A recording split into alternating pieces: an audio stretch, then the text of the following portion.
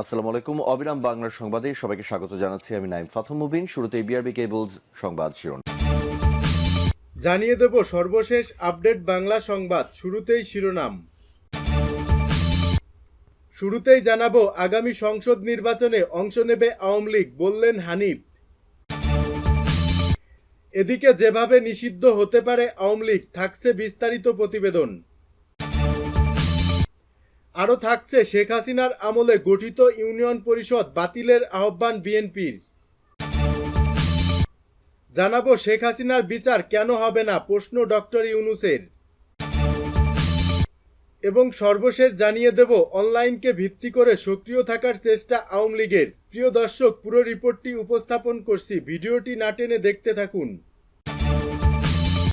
এতক্ষণ শুনছিলেন সংবাদ শিরোনাম, এখন থাকছে বিস্তারিত। আগামী সংসদ নির্বাচনে অংশ নেবে আওয়ামী লীগ, হুঁশিয়ারি দিলেন হানিফ। আওয়ামী লীগের যুগ্ম সাধারণ সম্পাদক মাহবুবুল আলম হানিফ বলেছেন, আওয়ামী লীগ আবার অতীতের মতো ঘুরে দাঁড়াবে এবং আগামী সংসদ নির্বাচনে অংশ নেবে। আওয়ামী লীগকে বাদ দিয়ে এই বাংলাদেশে কোনো নির্বাচন হবে না। মাহবুবুল আলম হানিফের প্রেস সচিব মোহাম্মদ তারিকুল ইসলাম টুটুলের পাঠানো এক বিবৃতিতে এ তথ্য জানানো হয়।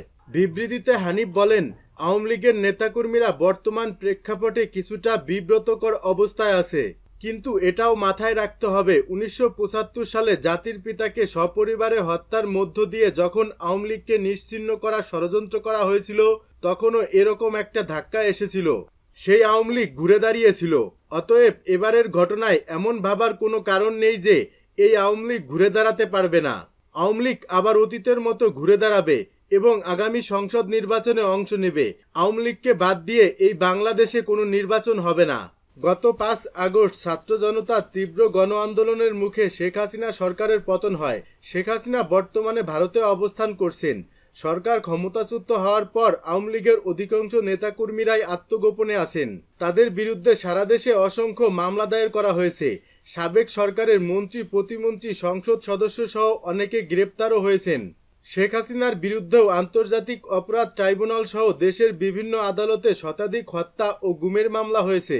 বিবৃতিতে তিনি আরও বলেন, সাম্প্রতিক সময়ে বাংলাদেশের নির্বাচন ব্যবস্থা সংস্কার কমিশনের প্রধান বদিউল আলম মজুমদারের দেয়া বক্তব্য আওয়ামী লীগ ছাড়াও আগামী জাতীয় নির্বাচন গ্রহণযোগ্য হবে এবং আওয়ামী লীগকে রাজনীতি থেকে ১০ বছর দূরে রাখার ষড়যন্ত্র করার যে নীলনকশা করা হচ্ছে তা আমাদের দৃষ্টিগোচর হয়েছে। বাংলাদেশের অন্তর্বর্তীকালীন সরকার আওয়ামী লীগের মতো ঐতিহ্যবাহী প্রাচীন ও বৃহত্তর রাজনীতি দলকে নির্বাচন ও রাজনীতি থেকে দূরে রাখার যে হীন প্রচেষ্টা চালাচ্ছে, এর তীব্র নিন্দা ও প্রতিবাদ জানাচ্ছি এবং এ ধরনের অপতৎপরতা থেকে দূরে থাকার জন্য সংশ্লিষ্ট সকলের প্রতি আহ্বান জানাচ্ছি।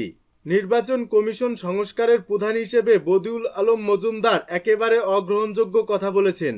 উনি একদিকে গণতন্ত্রের কথা বলছেন, আবার আওয়ামী লীগের মতো ঐতিহ্যবাহী বৃহত্তর শক্তিশালী রাজনৈতিক দল, যে দলের নেতৃত্বে দেশ স্বাধীন হয়েছে, দেশের সমস্ত উন্নয়ন অগ্রযাত্রা মর্যাদা যে দলের হাত ধরে, সে দলকে নির্বাচনের বাইরে রেখে নির্বাচনের কথা বলছেন, যেটা একেবারেই অগ্রহণযোগ্য এবং অযৌক্তিক। আওয়ামী লীগকে বাইরে রেখে বাংলাদেশে কোনো নির্বাচন অতীতে কখনো হয়নি, ভবিষ্যতেও হওয়ার সম্ভাবনা নেই। আইয়ুব খানের শাসনামল থেকে শুরু করে প্রতিটি নির্বাচনে আওয়ামী লীগ অংশ নিয়ে জনগণের প্রতিনিধিত্ব করেছে। আওয়ামী লীগ এই দেশের মাটি ও মানুষের দল। আওয়ামী লীগের শেকড় এই বাংলার মাটির অনেক গভীরে। যেভাবে নিষিদ্ধ হতে পারে আওয়ামী লীগ, চলতি বছরের জুলাই আগস্টে ছাত্র জনতার আন্দোলনে নির্বিচারে দমন পীড়ন চালায় শেখ হাসিনার সরকার। এতে সহস্রাধিক মানুষ প্রাণ হারায়। পরে গণ অভ্যুত্থানের মুখে ৫ আগস্ট দেশ ছেড়ে ভারতে পালিয়ে যান শেখ হাসিনা। এরপর থেকেই জুলাই হত্যাকাণ্ডের বিচার চেয়ে শেখ হাসিনা ও আওয়ামী লীগের বিরুদ্ধে একের পর এক অভিযোগ আসছে আন্তর্জাতিক অপরাধ ট্রাইব্যুনালে। গত ১৯ আগস্ট আওয়ামী লীগ নিষিদ্ধে একটি রিট করেছিলেন সারদা সোসাইটি নামে একটি সংগঠনের পক্ষে এর নির্বাহী পরিচালক আরিফুর রহমান মুরাদ ভূঁইয়া। কিন্তু গত ১ সেপ্টেম্বর বিচারপতি এ.কে.এম আসাদুজ্জামান ও বিচারপতি মোহাম্মদ মাহবুবুল ইসলামের সমন্বয়ে গঠিত হাইকোর্ট বেঞ্চ এ রিট খারিজ করে দেন। এদিকে গত ২৩ সেপ্টেম্বর রাজধানীর বিচার প্রশাসন প্রশিক্ষণ ইনস্টিটিউটে বিশিষ্টজনদের সঙ্গে আন্তর্জাতিক অপরাধ ট্রাইব্যুনাল আইন নিয়ে এক মতবিনিময় সভা করেন অন্তর্বর্তী সরকারের আইন, বিচার ও সংসদ বিষয়ক উপদেষ্টা ডক্টর আসিফ নজরুল। সবাই গণহত্যায় কোন বাহিনী বা দলের সংস্পৃক্ততায় গুম খুন যৌন নির্যাতনকে মানবতা বিরোধী অপরাধ হিসেবে গণ্য করা ও জড়িত রাজনৈতিক দলকে 10 বছর নিষিদ্ধ করা সহ 8টি সংশোধনীর প্রস্তাব করে আইন মন্ত্রণালয়। এদিকে বৃহস্পতিবার বিষয়টি নিয়ে সাংবাদিক খালিদ মহিউদ্দিনের সঙ্গে কথা বলেন অন্তর্বর্তী সরকারের তথ্য ও সম্প্রচার উপদেষ্টা মোহাম্মদ নাহিদ ইসলাম। এক প্রশ্নের জবাবে নাহিদ বলেন, আওয়ামী লীগ ফ্যাসিজম ও গণহত্যার সঙ্গে জড়িত, তার বিচার কার্যক্রম এখনো চলছে। দল হিসেবে তাদের রাজনীতি করার অধিকার নেই। আওয়ামী লীগ কিভাবে নিষিদ্ধ হবে এমন প্রশ্নের জবাবে নাহিদ বলেন, সরকারের জায়গা থেকে আমরা এককভাবে সিদ্ধান্ত নিতে চাই না। এসব জাতীয় বিষয়ে সিদ্ধান্ত নেওয়ার আগে অন্য রাজনৈতিক দলগুলোর এ বিষয়ে মতামত নিয়ে সিদ্ধান্ত নেওয়া হবে। সব রাজনৈতিক দলগুলোর ঐক্যমত হলেই আওয়ামী লীগের রাজনীতি নিষিদ্ধ করা হবে।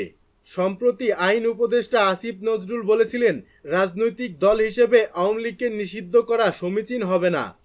শেখ হাসিনার আমলে গঠিত ইউনিয়ন পরিষদ বাতিলের আহ্বান বিএনপির। বিগত সরকারের আমলে গঠিত ইউনিয়ন পরিষদ বাতিলের আহ্বান জানিয়েছে বিএনপি। দলটি বলেছে, প্রহসনের মাধ্যমে ইউনিয়ন পরিষদ গঠন করে পতিত সরকারের হাতিয়ার হিসেবে ব্যবহার করা হয়েছে।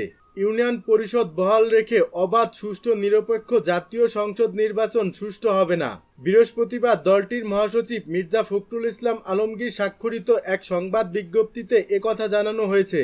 এতে বলা হয়, ফ্যাসিস্ট শেখ হাসিনা সরকারের পতনের পর অন্তর্বর্তীকালীন সরকারকে অস্থিতিশীল করার সুদূর প্রসারী চক্রান্তের অংশ হিসেবে পার্বত্য জেলাগুলোতে সংঘাতের সৃষ্টি করা হয়েছে, যা সম্পূর্ণরূপে রাজনৈতিক উদ্দেশ্য প্রণোদিত। এতে আরও বলা হয়, পার্বত্য জেলাগুলোতে শান্তি স্থাপনের জন্য দেশের গুরুত্বপূর্ণ রাজনৈতিক দল, পার্বত্য জেলায় সংশ্লিষ্ট নেতৃবৃন্দ এবং সংশ্লিষ্ট অংশীজনদের একটি জাতীয় কনভেনশন আহ্বান করা জরুরি। শেখ হাসিনার বিচার কেন হবে না প্রশ্ন ডক্টর ইউনূসের। জাতিসংঘের সাধারণ পরিষদের অধিবেশন উপলক্ষে যুক্তরাষ্ট্রে নিউ ইয়র্কে অবস্থান করছেন অন্তর্বর্তীকালীন সরকারের প্রধান উপদেষ্টা ডক্টর মোহাম্মদ ইউনূস। বুধবার তিনি অংশ নেন নিউ ইয়র্ক টাইমস আয়োজিত এক অনুষ্ঠানে, যেখানে উঠে আসে বাংলাদেশের রাজনীতির নানা ইস্যু। ডক্টর ইউনূসের কাছে প্রশ্ন ছিল নির্বাচনে তিনি অংশ নেবেন কিনা। এতে সাফ জানিয়ে দেওয়া হয় এ বিষয়ে তার আগ্রহ নেই। ডক্টর ইউনূস পাল্টা প্রশ্ন করে বলেন, আমাকে কি দেখে মনে হয় আমি নির্বাচনের জন্য দৌড়াতে পারি? কোনোভাবেই সেই সুযোগ নেই। আমি তেমন মানুষই নই। বিগত সরকার প্রধান শেখ হাসিনা অপরাধের সাথে জড়িত থাকলে তার বিচার করা উচিত বলে আবারও মন্তব্য করেন ডক্টর মোহাম্মদ ইউনূস। তিনি বলেন, বিগত সরকারের সময় দেশের সকল প্রতিষ্ঠান ধ্বংস করা হয়েছে। শেখ হাসিনার বিচার কেন হবে না? যদি তিনি অপরাধ করে থাকেন তাহলে তাকে অবশ্যই তার অপরাধের জন্য বিচারের মুখোমুখি হতে হবে। ছাত্র জনতার ত্যাগের কারণেই পরিবর্তন এসেছে বাংলাদেশে বলে অবহিত করেন নোবেল বিজয়ী এই অর্থনীতিবিদ। এ সময় প্রধান উপদেষ্টা কথা বলেন নির্বাচন ও সংস্কার নিয়ে। জানা যায় 6 কমিশনের সংস্কার রিপোর্ট নিয়ে আলোচনার পরই নির্বাচন হবে। কমিশনগুলোর রিপোর্ট নিয়ে আলোচনা করা হবে রাজনৈতিক দলগুলোর সাথে। ডক্টর ইউনূস বলেন, সংস্কারের উদ্দেশ্যে 6টি কমিশন কাজ করছে। 3 মাস পরে তারা রিপোর্ট দেবে। তাদের রিপোর্ট পাওয়ার পর রাজনৈতিক দলগুলোর সাথে আলোচনা হবে, তারপরেই নির্বাচনের বিষয়ে সিদ্ধান্ত হবে। কোনোভাবেই বাংলাদেশ আর 5 আগস্টের আগে ফিরতে চায় না জানিয়ে প্রধান উপদেষ্টা বলেন, পুরাতন বাংলাদেশে আর ফিরে যেতে চায় না কেউ। তরুণদের ত্যাগের মাধ্যমে গঠিত হয়েছে নতুন বাংলাদেশ। এই বাংলাদেশ এখন সামনের দিকেই এগিয়ে যেতে চায়, কোনোভাবেই আর পেছনের দিকে নয়।